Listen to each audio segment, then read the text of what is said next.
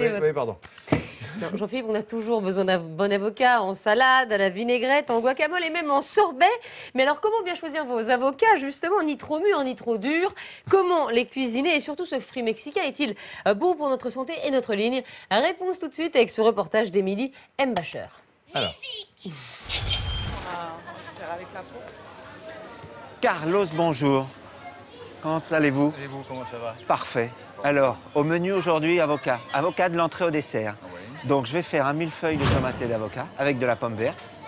Je vais faire après un crumble avec de la morue ou du cabillaud frais qu'on va saler, avec de l'avocat évidemment. Et on va finir avec un sorbet à l'avocat. Pas mal, non? C'est pas mal ça, c'est méchant. Nous avons en effet lancé un défi pour le moins original au chef Éric Léotet. Élaborer tout un menu à base d'avocat. Va-t-il réussir? Le fruit préféré des Mexicains est principalement dégusté en salade ou en guacamole. Le cuisiner autrement n'est peut-être pas si simple. Alors, pour ça, évidemment, il me faut de l'avocat. Et alors, quelle variété on a en ce moment là d'avocat qui pourrait se marier avec tous ces produits? La meilleure variété qui en ce moment, c'est la... Le As. Il y a deux grandes variétés, c'est le As et le Fuerte. Donc là, on est sur la variété As, qui est une variété avec une peau rugueuse et noire. Et on a les Fuerte qui ont une peau verte et lisse. On va dire celui-là, ils ont une texture un petit peu plus, on va dire, un peu plus huileuse, un peu plus grasse que le Fuerte. Voilà. Alors il faut qu'il soit tendre et souple sous le pouce ou sous le doigt.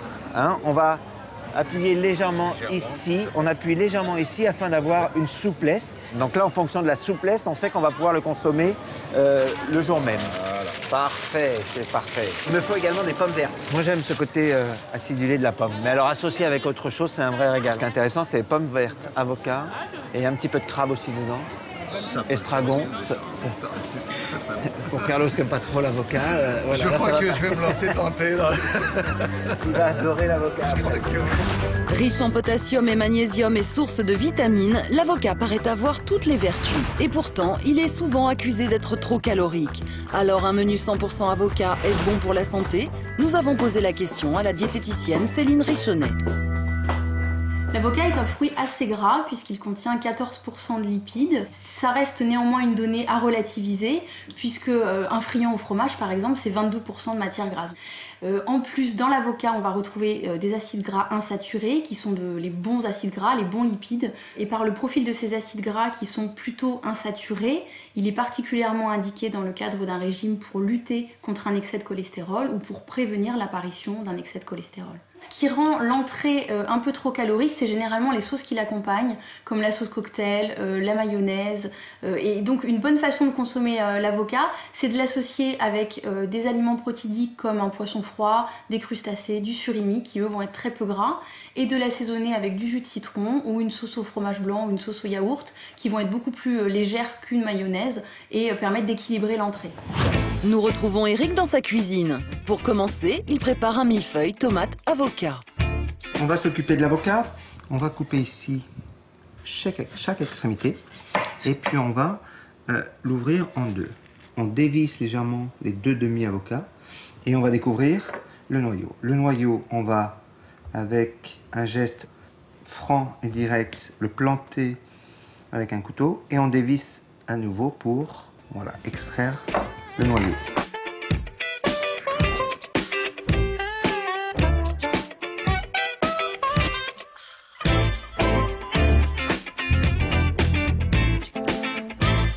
Et voyez, ça change un peu de l'avocat crevette. Et pour le plat de résistance, Éric a imaginé un crumble avocat cabillaud. L'avantage de faire cuire et de faire légèrement chauffer les avocats comme ça développe le goût. Et on a moins cette notion de gras quand on le déguste à partir du moment où il a été chauffé.